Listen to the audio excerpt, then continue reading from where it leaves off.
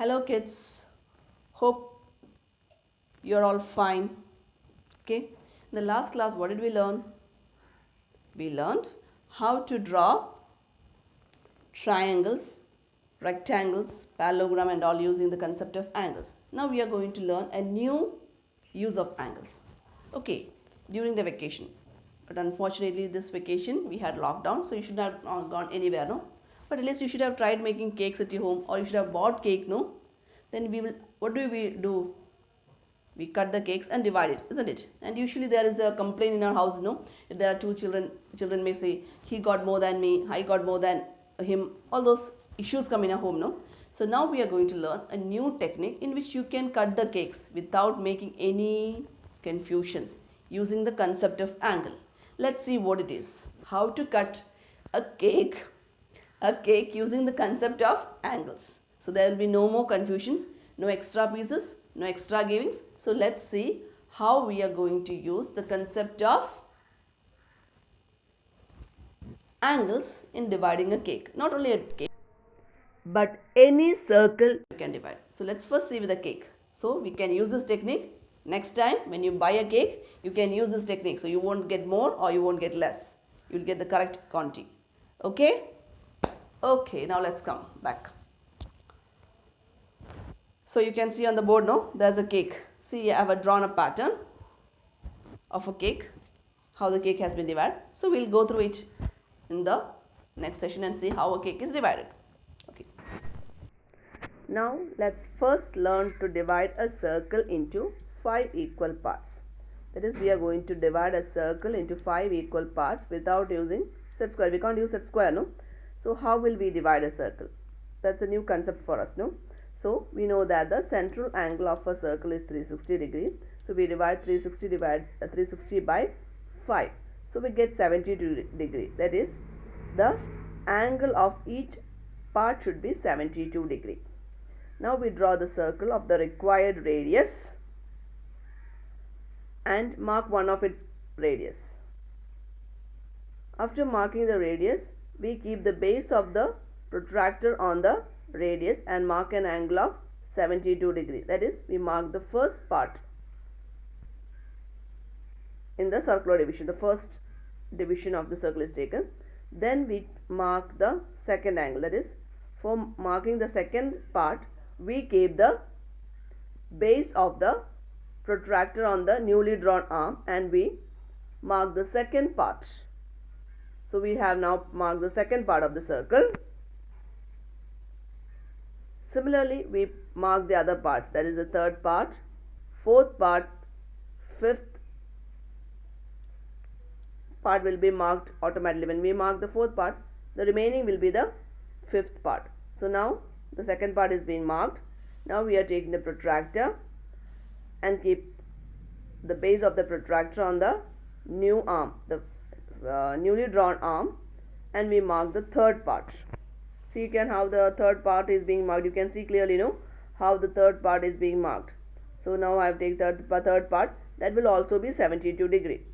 After that we mark the fourth part, that also the angle, the central angle should be 72. So for drawing the fourth part, we have kept the protractor on the newly marked arm. So now we mark the fourth part, and what remains to be marked is the fifth part. You can see its angle is also 72 degree. Now we can see that all the angles is 72 degree. That is, the circle is divided into 5 equal parts, in which in each cases it is the central angle is 72. Now we shade two parts of the circle. Now we shade two parts which has been divided. So the shaded portion represents 2 by 5th of the circle. Okay, it represents 2 by 5th of the circle. This method can be used to mark any part of the circle. We can take any fraction. We can so let's try next question. Let's next try to mark 4 by 9th of a circle. 4 by 9th of a circle. For that also, this procedure, the first step is the same. We draw a circle of the desired radius And here the circle has to be divided into 9 equal parts because the total division must be 9. Out of that we are going to take out the 4, no? So the circle has to be divided into 9 equal parts. Therefore the central angle of the circle 360 is divided into 9 and we get 40. So each of the central angle for the fraction should be 40. You can see angle at the center should be 360 divided by 9, which is 40. Now we will draw angles of 40 degree each. That is, we divide the circle into angles of 40 degree each. So first angle we are going to draw of 40 degree. For that we give the base of this protractor on the radius, the first drawn radius, and an angle of 40 degree is drawn. Next we remove the protractor and keep the base of the protractor on the newly drawn arm of the angle, and keeping the base on the newly drawn arm, we draw the next angle of 40 degree measure. Then we draw the third angle, and this procedure is continued till we get 9 equal parts. That is, after drawing the second angle we draw the third angle, the fourth angle. Similarly it is continued till we get all the 9 angles. See, when you buy a cake, you can't keep the protractor on the cake and measure it exactly, no? So what will you do then? You will have to have an approximate idea. Suppose there are 9 people in your house and you want to divide the cake into 9 equal parts. You should have an approximate idea that one slice should have a central angle of 40 degree. We can't keep the protractor and actually measure it, no? Now you can see that the cake has been divided into 9 equal parts. And suppose you want to shade certain parts, suppose you want to share, and all these angles are 40 degree each. So you can see all those 9 parts and the angles measured 40 degrees. Suppose you want to shade 4 parts of this, you can shade 4 parts. If you want to shade 5 parts of this, you can shade 5 parts. In this figure I have shaded 4 parts. So this figure, this circular figure represents 4/9 of the whole. Okay, if this is a cake, the shaded portion represents 4/9 of the cake. Or simply, if it is a circle, the shaded portion represents 4/9 of the circle. Okay, it is not the whole, it is the 4/9 of the circle. Now let's think of a circle. A portion of it is cut off with a central angle 20 degree. Okay, a circle and a portion of it is cut off which is 20 degree. Now what part of the whole does the cut off portion represent? Similarly, what fraction of the whole does the uncut part represent? So how do we find? We know that the central angle of a circle is 360 degrees and a part of 20 is cut off, isn't it? So a 20 out of 360 is cut off. So the portion cut off or the part cut off is equal to, the fraction cut off is equal to 20 by 360. So the fraction of the unshaded portion or the fraction of the cut portion is equal to 20 by 360, which is equal to 1/18. That is, 1/18 of the circle is cut off, and the uncut or the shaded portion represents the remaining.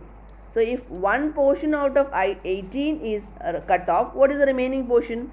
The remaining portion will be 18 minus 1, 17 by 1 will be remaining, isn't it? For that we can write the steps like this. Angle at the center is equal to 20 degree. Fraction of the unshaded portion is equal to 20 by 360 degree. We know why the 360 came, no? Because the whole angle of a circle is 360. Now we cancel the zeros and now 2 by 36. In the simplified form, 2 by 36 is equal to 1 by 18. Isn't it? 2 by 36 represents 1 by 18. That is, the non-shaded portion or the unshaded portion is 1 by 18th of the whole. So what part of the whole does the shaded portion represent? The shaded portion is equal to the remaining, that is, out of 18, one portion is taken out. So 18 minus 1, which is 17 by 18 or 17 parts, is the fraction of the shaded portion. So the shaded portion represents 17 by 18 and the unshaded portion represents 1 by 18. I think the concept is clear, no? Why did we do like this?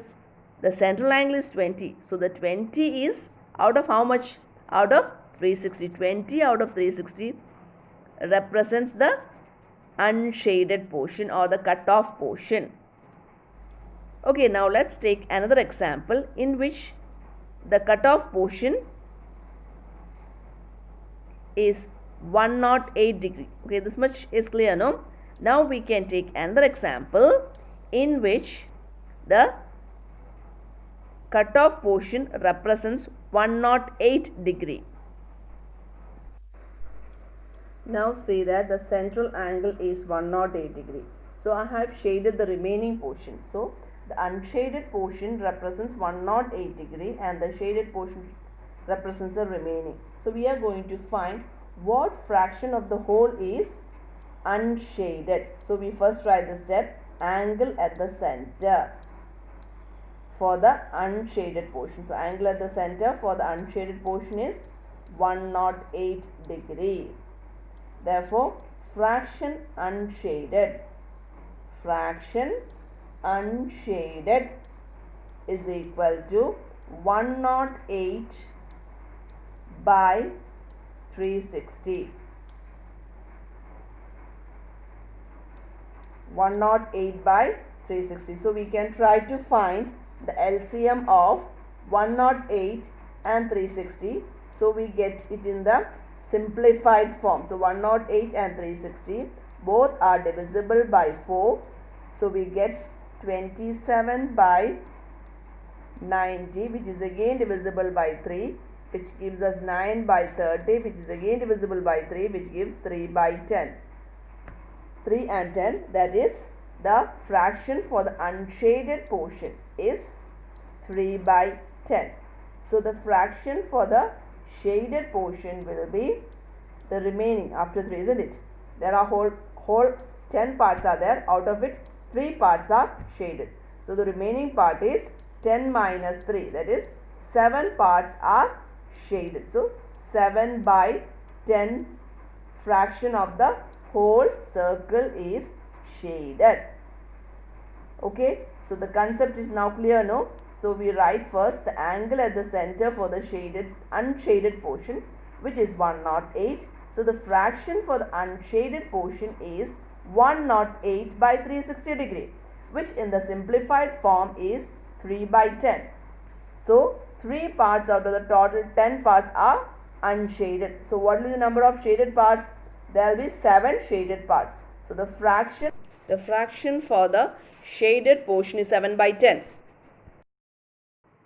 See in the figure, a cake has been divided into 10 equal parts.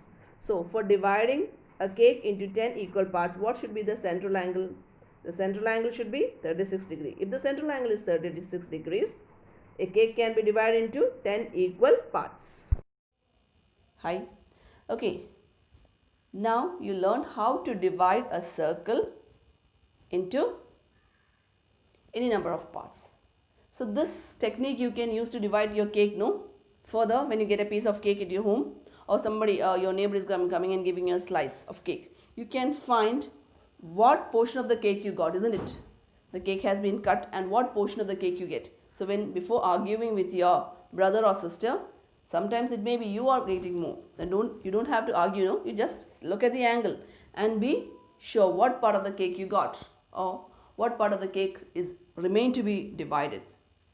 So all those things we can do in our, it's a real life application of learning how to divide a circle using protractor, or you can find what portion or what fraction of the cake you have got. Okay kids, see you in the next class. Bye bye.